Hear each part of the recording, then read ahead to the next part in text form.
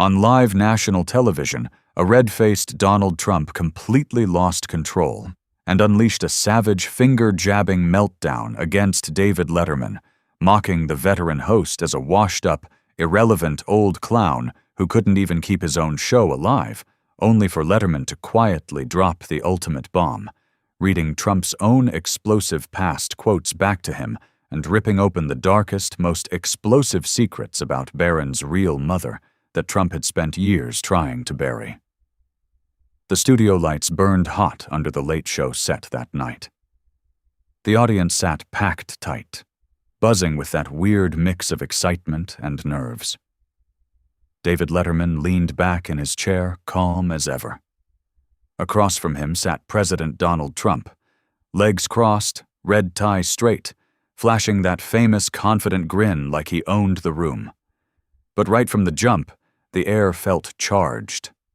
Letterman didn't waste time with small talk. He looked straight at Trump, kept his voice steady and almost friendly. "Mr. President, there have been these whispers for years about Melania's pregnancy with Baron. Some folks wonder if that belly bump was real, or if there's more to the family story. What do you say to the rumors that Baron's real mother might be someone else?" The words landed like a quiet bomb.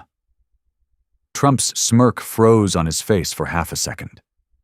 Then his eyes narrowed into tight slits, and his whole body went rigid in the chair. He let out a short, sharp laugh that didn't sound like a laugh at all, more like a warning growl. His voice came out lower than usual, a little shaky at the edges. "That's garbage, Dave. Total garbage. You really gonna start with that nonsense?" He tried to play it cool, shifting in his seat and waving one hand like he could brush the question away. "Look, we're here to talk about the great things we're doing for this country, the economy, the border, all the wins, not these ridiculous rumors from losers who have nothing better to do." But the words didn't land smooth. His usual boom sounded forced, cracking just a bit on the last sentence. The audience picked up on it immediately. A low murmur rippled through the seats, people leaning toward each other, whispering, a few eyebrows shooting up. Trump caught the sound, and his face tightened even more. He leaned forward, pointing a finger toward Letterman, but talking loud enough for the whole studio to hear. "These are fake stories, okay? Fake news. My family is beautiful, perfect. Baron is my son. Melania is a tremendous mother. Nobody knows more about this than me." His voice got louder, trying to steamroll the moment, but the shake was still there, right under the surface. The murmurs from the crowd didn't stop. If anything, they grew. One woman in the front row actually put her hand over her mouth, eyes wide. Then Trump jabbed his finger straight across the desk at Letterman, his face flushing deep red. "That's garbage, Dave. Total garbage," he shouted, voice cracking through the studio like thunder. "You're a washed-up has-been whose career died years ago. Nobody watches your show anymore. You just sit there every night recycling the same tired, bad jokes to a bunch of empty seats and liberal elites who laugh because they feel sorry for you." The insults poured out fast and ugly. Trump's hand stayed pointed like a gun, shaking with anger. He wasn't holding back anymore. The calm from a minute ago had completely vanished. You could see the spit flying as he spoke, his tie shifting with every aggressive breath. Suddenly, Trump shoved himself halfway out of his chair, eyes wild and bulging. "You think you can come at me with this crap on national television? I know things about you, Dave. Dirty little things that could end your entire life tonight if I decided to open my mouth." The threat landed hard. A sharp gasp swept through the audience. Several people leaned back in their seats, mouths open. One young guy in the back row actually whispered, "Holy shit," loud enough for the mics to catch it. Trump stayed half standing for a long second, staring daggers at Letterman, daring him to respond. He finally dropped back down, but the rage kept building. "You're old, Dave. Look at yourself. Gray hair, wrinkled face, that tired old man walk. You're irrelevant. Ancient history. A dinosaur in a business that moves fast. I should sue you, sue this network, sue everybody who let you ask that garbage question about my beautiful family." The lawsuit threat echoed loud and clear. Trump pointed straight at the cameras now, his finger jabbing the air. "You'll be bankrupt when I'm done with you. Finished. Done. Nobody will ever hire your sorry ass again." Then he really exploded, voice booming even louder. "I built empires while you told bad jokes. Skyscrapers that touch the sky, the greatest golf courses, huge successful brands that made billions and billions of dollars. I created thousands of jobs. What the hell did you ever do, huh? Sit on a couch cracking lame jokes that weren't even funny? Pathetic. You're a loser, Dave, a total loser." His chest heaved up and down. Sweat was starting to bead on his forehead under the hot lights. He slammed one fist on the arm of the chair for emphasis. The audience had gone completely dead silent. Not a chuckle, not a cough, not even the usual nervous shifting. Trump kept hammering away, his voice growing hoarse and meaner with every sentence. "You've had nothing but failures your whole career, Dave. Remember when your show tanked in the ratings? Remember all those lame segments that flopped harder than your bad comedy specials? You're a relic. A guy who got canceled by time itself. Nobody respects you anymore. You're just bitter and jealous of real winners like me."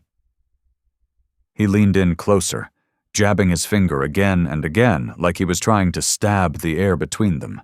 Sweat rolled down his temples now, and his face was a deep shade of red. The personal shots kept coming, each one nastier than the last. Trump brought up old canceled projects, awkward interviews from years ago, and even mocked how Letterman had retired and crawled back like a loser who couldn't stay away from the spotlight.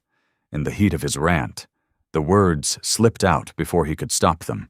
"You don't know what really happened with my family anyway," Trump blurted, eyes flashing. The second it left his mouth, he froze for a split second, realizing what he'd just said. He quickly tried to cover it up, shaking his head fast.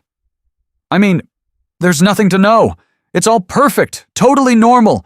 You're twisting everything like the fake news does."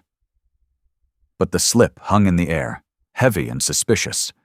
A few people in the audience whispered to each other, leaning forward. That was the moment the dam broke.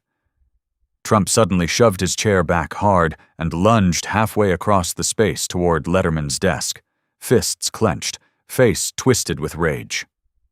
"You son of a," he growled. The audience erupted in a loud collective gasp and several sharp screams. A woman in the front row actually jumped in her seat and covered her mouth. Security guys along the side of the stage tensed up, ready to move. Trump stopped just short of the desk, breathing like a bull, staring daggers at Letterman. Letterman stayed completely still for a few beats, then quietly reached under the desk and pulled out a thick stack of papers. He placed them neatly in front of him, without saying a word. Trump noticed immediately and let out a nasty, mocking laugh. "What's that, Dave? Your little notes? Some pathetic research you dug up to try and take me down? Good luck with that, pal. It's not gonna work." Trump spun toward the audience, trying to regain control. He waved his arms dramatically and raised his voice even louder. "You all know I'm right. Come on, folks. You see what's happening here? This is a witch hunt. You all know I'm telling the truth about my family and about this washed-up guy." He waited for cheers, for claps, for anything. But the studio stayed dead silent. Not a single person clapped. Not one shout of agreement. The audience just stared back at him, some shocked, some uncomfortable, most completely quiet. Letterman let the heavy silence hang for a few seconds, then slowly picked up the top sheet from the thick stack of papers on his desk. He adjusted his glasses, looked Trump dead in the eyes, and read the quote in a calm, clear voice that carried through the entire studio. "You once said in a 2006 interview, Mr. President, if Ivanka weren't my daughter, perhaps I'd be dating her. That's your exact words. How does that fit with everything people are asking about your family, about Melania's pregnancy with Baron, and the whispers about who his real mother might actually be. Trump's face went from red to almost purple in an instant. His eyes bulged as he exploded out of his seat a little. "You're twisting my words!" he roared at the top of his lungs, slamming his fist hard on the arm of the chair. "That was a compliment, a total compliment. You're a dishonest guy, Dave, taking it completely out of context like the fake news does every single day. Stop reading that garbage right now." He kept shouting over Letterman, waving his arms wildly, trying to drown out every word. But Letterman simply waited for the outburst to pause and continued in that same steady tone. Letterman leaned forward just slightly and drove the point home without raising his voice. "You made that comment about your own daughter. People hear that kind of talk, and then they hear the rumors about Melania's belly bump not looking real, about Baron's birth, about whether she was actually pregnant the whole time, or if there's another woman involved. So tell the American people directly tonight, Mr. President, was Melania really carrying Baron the entire pregnancy? Or is there any truth at all to these long-standing whispers?" Trump was now sweating heavily. Big drops rolled down his forehead and onto his cheeks, soaking the collar of his white shirt. He tried to laugh it off, forcing a big grin, but the laugh came out shaky and broken, almost like a nervous cough that cracked in the middle. His hands trembled visibly on the arms of the chair as he gripped them tighter. "This is ridiculous, totally ridiculous," he stammered, his usually booming voice sounding thinner and unsteady. "There's nothing to any of that. You're making up lies. My family is perfect, perfect." But the sweat kept pouring, and he had to wipe his face twice with the back of his hand, which only made him look more rattled and desperate. The rage boiled over again. Trump spun toward the cameras, pointing his finger straight into the lens, his hand shaking with fury. "I'll sue the network too," he bellowed, loud enough that his voice echoed off the studio walls. "I'll sue CBS, I'll sue you, Dave. I'll sue every single person who let this witch hunt happen on live television. You're all going down, you're finished, bankrupt. I'll own this whole damn studio when I'm done with you." He kept jabbing his finger at the cameras over and over, chest heaving, face shiny with sweat, breathing like he'd just run a marathon. The audience sat in stunned silence, some people covering their mouths, others exchanging wide-eyed looks. A few shifted uncomfortably in their seats as the tension in the room became almost unbearable. Trump's forced confidence from the beginning of the show had completely cracked. Letterman stayed ice cool while Trump was still catching his breath. He picked up the next page from his stack and nodded to the control room.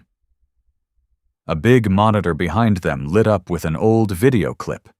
In it, a younger Trump sat on a couch, smirking at the camera. "I've always had a thing for youth and beauty.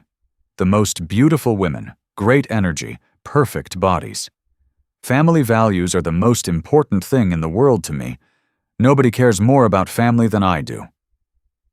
The clip ended, and the screen went dark. Letterman looked Trump right in the eyes. "That's you, Mr. President, talking about youth and beauty while preaching strong family values. So how does that connect to all the rumors about Melania's pregnancy with Baron and who his real mother might be?" Trump exploded out of his chair again, pointing wildly at the monitor. "You're twisting everything. That was years ago. I was just being honest about appreciating beautiful women. You're a liar, Dave, a total liar trying to destroy me and my family." But in the middle of his screaming defense, the dangerous words slipped out before he could catch them. "Baron was always planned exactly the way I said. Everything was planned perfectly from the very beginning." The moment the sentence left his mouth, Trump froze mid-gesture, eyes wide with shock. He realized too late what he had just admitted. Letterman jumped on it immediately, his voice still calm, but sharp as a knife. "You just said Baron was planned exactly the way I said. That sounds very different from everything you've claimed before, that the pregnancy was completely normal and natural. So which is it tonight, Mr. President? Was this birth planned in some special way? Was there something unusual about how Baron actually came into the family? The question hit like a hammer. The studio audience started murmuring louder now, whispers turning into real chatter. People turned to each other, shaking their heads, some covering their mouths. A few even leaned forward, eyes locked on Trump, waiting for an answer. Trump completely lost control. His words tumbled out in a frantic, broken mess. "No. Wait. That's not what I...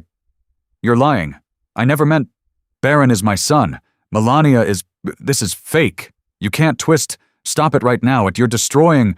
I said planned meaning. No, no, no." He was stammering and shouting over his own sentences, voice cracking, words crashing into each other. Sweat streamed down his face in heavy drops, soaking his collar and shirt. His hands shook so badly he couldn't even point straight anymore. The once powerful voice that always commanded rooms now sounded desperate and hoarse. Then came the biggest explosion of the night. Trump reared back and slammed his fist down on the desk with everything he had. Bam! The loud crack echoed through the entire studio like a gunshot. The microphone on the desk actually bounced and rattled from the force. His face burned bright red, veins popping out on his forehead and neck. For one terrifying second, his eyes glistened with pure rage, like he was fighting back tears of total fury.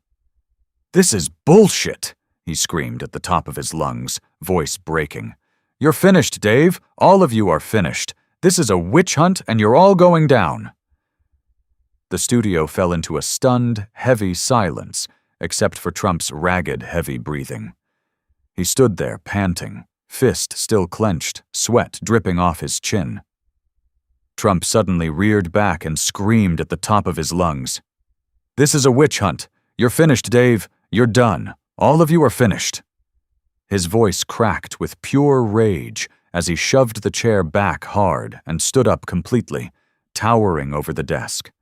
His chest heaved, fists clenched tight at his sides, sweat pouring down his red face. He looked like a man who had finally snapped. But Letterman didn't flinch. While Trump was still standing there fuming, Letterman picked up the final sheet of paper and read the strongest quote in a clear, steady voice that cut through the tension. "Mr. President, you also said this in a 2015 interview. I have the most beautiful family. Everything about my marriages and my children has been perfect and completely natural. I would never hide anything because I'm the most transparent person you'll ever meet." How does that match with the rumors about Baron, the questions about Melania's pregnancy, and what you just admitted a few minutes ago about everything being planned exactly the way I said? Trump froze mid-breath, forced to listen as his own words came back at him like a slap. His eyes widened in shock and fury. "No, stop it! You're twisting it again!" he bellowed. But Letterman kept reading every single word, refusing to let him escape. That was the breaking point. Trump pointed a shaking finger straight at Letterman, face twisted with uncontrollable rage. "You bastard, I'll destroy you!" he screamed, and lunged forward like he was about to climb over the desk. The audience let out a huge collective gasp. Several people screamed. Security stepped forward quickly. At the last second, Trump stopped himself, spun around wildly, and stormed off the stage. His microphone was still clipped on, so everyone heard his heavy footsteps pounding away. Thump, thump, thump, echoing through the studio as he disappeared into the backstage hallway. The sound of a door slamming hard rang out clearly. The studio fell into complete silence for a long moment. Letterman sat back in his chair, folded his hands, and spoke in the same calm, quiet voice he'd used all night. "Sometimes your own words come back to bite you." No one moved. The audience sat stunned, mouths open, eyes wide. A middle-aged woman in the third row finally whispered loud enough for the nearby mics to catch it. "I've never seen him like this. Never." A few people nodded slowly, still in shock. The heavy silence said everything. What started as a simple question had ended with the most powerful man in the country running off live television, chased by his own words. The entire studio felt the weight of what they had just witnessed. A raw, unforgettable moment that no one would forget anytime soon.